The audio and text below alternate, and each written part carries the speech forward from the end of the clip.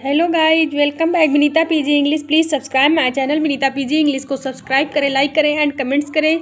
Thank you. सत श्री अकाल, सीताराम, राधे राधे, हरे Krishna. Guys, हमने आपको बताया था कि अभी हमने आपको पेपर सॉल्व करना बताया है। अब एक एक क्वेश्चन आपको हल करना बताएंगे। क्वेश्चंस हल करने से पहले प्लीज़ हमारे चैनल विनीता पीजी इंग्लिश को सब्सक्राइब कर दें, लाइक कर दें एंड कमेंट्स कर दें। पैसेज कैसे हल करना है, पहले तो हमें उन मेन पॉइंट्सों को ध्यान देना है बच्चा। ये अनसीन पैसेज होता है, ठीक है, जिसको हम नहीं पढ़े रहते हैं, ठीक है। जिसे हिंदी में अनसीन पैसेज को क्या बोलते हैं? अपठित गद्य खंड, ठीक है। हिंदी में इसको क्या बोलते हैं? अपठित गद्य खंड। ओके गाइस, ठीक है। इसमें आपको क्वेश्चंस के जो होते हैं उसके आंसर देने होते हैं, ठीक है। ओके, समझ में आ रहा है?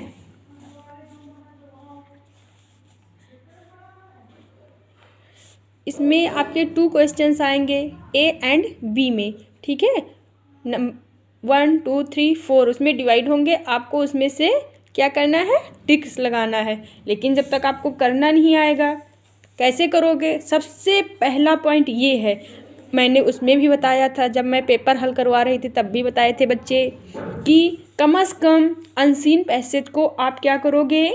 2 या 3 या 4 बार पढ़ लोगे। आपको जो 15 मिनट्स मिलते हैं वो उसमें आप पढ़ लोगे। ओके बेटा, 2-3 बार आपने पढ़ लिया, भली भांति आपको क्या हुआ? उसका आंसर अर्थ निकालना सीख गए, ठीक है।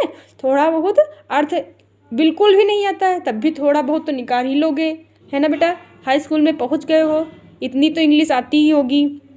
सेकंड नंबर पर क्या होगा?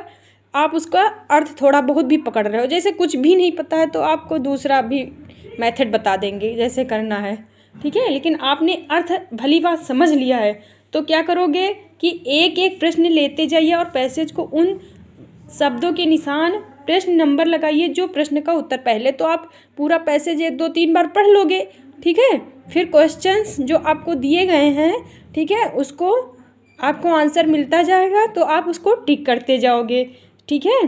आपको सबसे पहले क्या करना है बच्चा? क्या करना है? सबसे सरल भाषा में लिखना। जो आंसर लिखना है सरल लैंग्वेज में लिखना, स्पष्ट लिखना है। ओके बेटा, इसमें अभी आपको ग्रामर्स भी पढ़ाई गई है बेटा, ठीक है। ग्रामर्स में वर्ब आपको पता है, सब्जेक्ट पता है, व ऑब्जेक्ट पता है, आपको सारी चीज़ें पता हैं, ठीक है। तो वर्ब और टेंस को याद रखिएगा, ठीक है।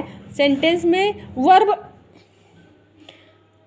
अथर्व परेशान न करो बेटा। वर्ब और टेंस को वहीं रखना है जहाँ पर उसका समुचित स्थान होगा बेटा, वहीं पर रखना है। ओके बच्चे, और एक चीज़ और विशेष ध्यान देनी है, आंसर बनाते वक्त बिकॉज, सो, देयरफॉर आदि शब्दों से अपना उत्तर शुरू नहीं करना है बेटा। ये सब आपको पहले ध्यान देना है कि हमें अनसीन पैसेज में हम क्या करेंगे, कैसे हम आंसर बनाएंगे बेटा। ओके बच्चा, इनसे नहीं स्टार्ट करना है। उत्तर देते वक्त सब्जेक्ट और वर्ब ऑब्जेक्ट का क्रम रखिएगा। सब्जेक्ट कैसे रखते हैं आपको पता है। सबसे पहले किसी भी सेंटेंस में सब्जेक्ट होता है, ठीक है। नेक्स्ट वर्ब आपको पता है, ऑब्जेक्ट भी आपको पता है। ओके बच्चा, सब्जेक्ट, वर्ब, हेल्पिंग वर्ब आप ट्रांसलेट आपने कर लिए हैं बच्चे, तो आपको आंसर बनाने में कोई भी दिक्कत नहीं होगी। ओके बेटा।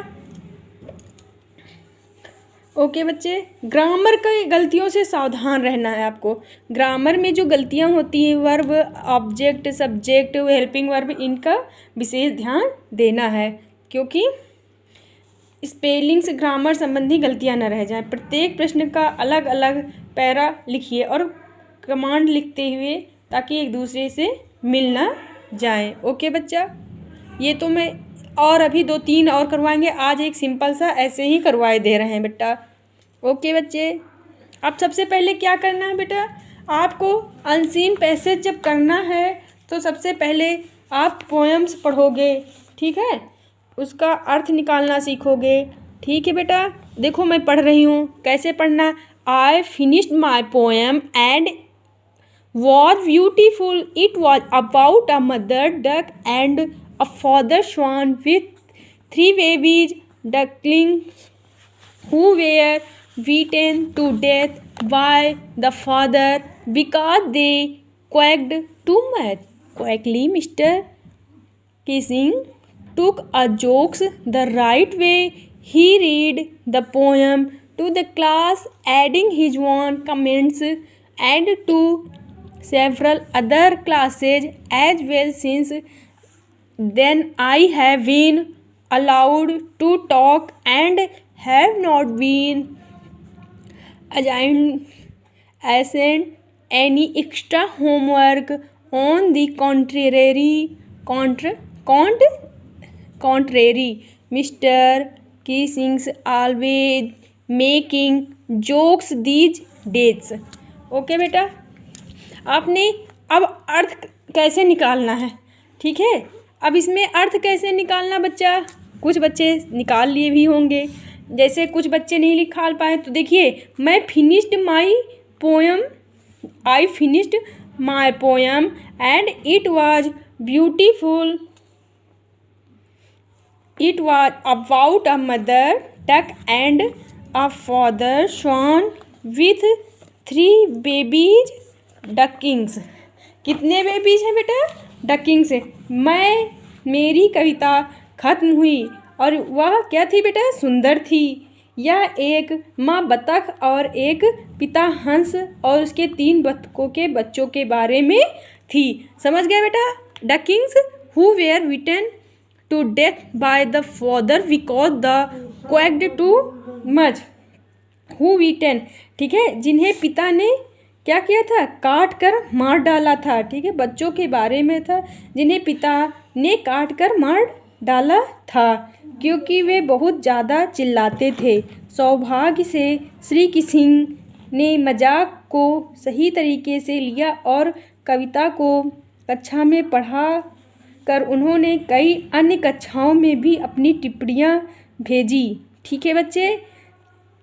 several other classes as well since then have been allowed to talk and have not been. ठीक है बच्चे, क्या हुआ,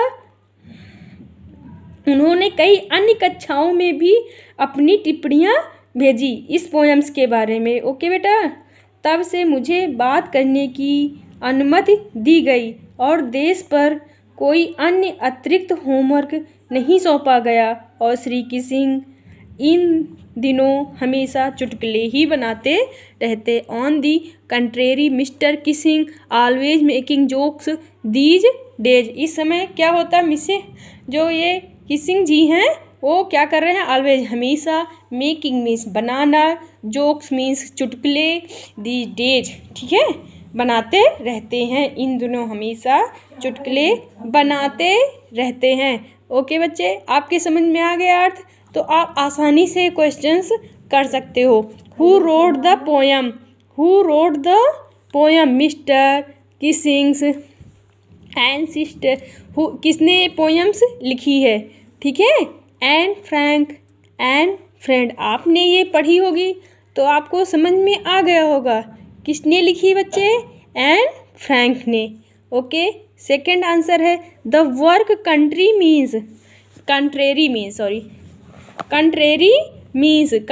मीन्स होता है इसके विपरीत. ठीक है, विपरीत. कंट्रेरी मीन्स क्या होता है, विपरीत. तो आप समझ जाइए विपरीत. Imaginary, similarly, mandatory and opposite. तो क्या हो जाएगा बच्चा, अपोजिट, उचित या विपरीत. ओके बेटा. इस तरह पहले आप 2 या 3 बार इसको पढ़ेंगे. ठीक है, 2-3 बार पढ़ने के बाद आसानी से क्वेश्चन आंसर्स, ठीक है, जब करने वाले आएंगे तब भी आप कर सकते हो. ठीक है, कोई भी जैसे आपको एक क्वेश्चंस लिखना है, इसी पे मैं बता दे रही हूँ.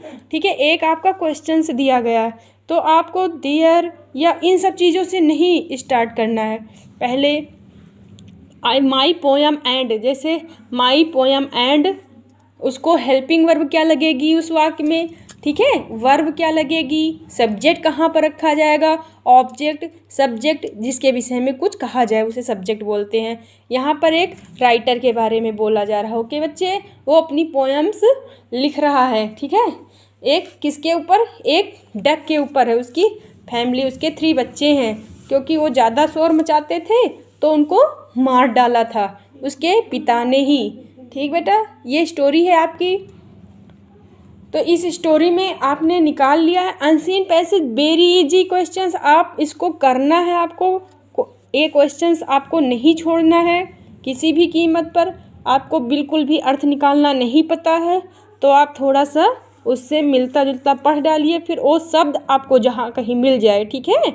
जैसे ducklings who where rode the poems, क्या वर्क, आपको इसमें तो मीनिंग्स का जब तक अर्थ नहीं पता होगा तब तक आप नहीं कर सकते हो, ठीक है।